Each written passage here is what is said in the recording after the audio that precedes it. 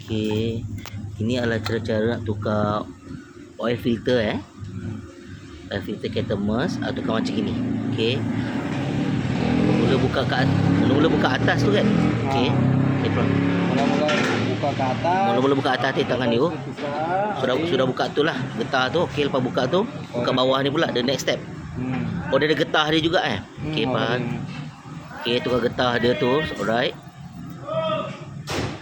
Lepas tu ada step yang seterusnya. Ada 3 step Oh, hati-hati tangan ni. Okey. Buka getah dia dulu. Okey, dah ada 3 getah. Ada jenis 3 jenis getah. Kita kena buka. Okey. Selepas itu, lepas tu buka apa? Kena letak dunia getah baru. Faham. Kita letak getah baru. Okey, getah pertama masuk balik. Yang paling bawah tu sekali Okey. Right. Okey, getah pertama right. Okey. Lepas tu getah seterusnya. Oh, dah ada banyak getah pula dia bagi. Letaklah mana boleh tak letak semua. Itu lain model. Oh, lain model dia saja bagi ekstra. Oh, lepas tu kedua getah yang seterusnya. Okey. Okey, baik. Lepas situ getah ketiga. Dia 3 getah ajalah. Okey, cantik.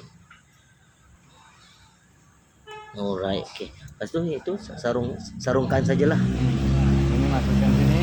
Okey. Tekan saja. Selesai. Lepas tu mau letak di mana? Lepas tu kita letak dekat. Kita letak dekat situ. So ini mas punya sekejap.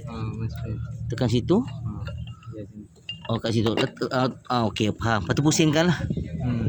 Pusingkanlah. Lepas tu kena ketatkanlah, of course kena ketatkanlah. So, biasanya kalau Merc kita akan pakai 5 ke 6 liter minyak kan. Okey. Okey, kita pakai benda tu. Tarik. Okay, faham. Okey, tarik macam itu, faham. Ini untuk oil filter Alright, cantik. Boleh, okey, oil filter. Agak-agak saja. Agak-agak. Dia pecah. Jangan ketat sangatlah, nanti dia pecah lah. Dia plastik. Oh, faham, dia plastik. Dia tak boleh ketat. Faham, dia bukan pasal dia bukan skru kan. Sebab itu dia pakai ori. Faham. Alright, okey. So next, yang ni you sedut lah. Okey, faham. Sekarang ini buang dulu. Lepas tu you nak sedut sekali lagi. Okey, bagus.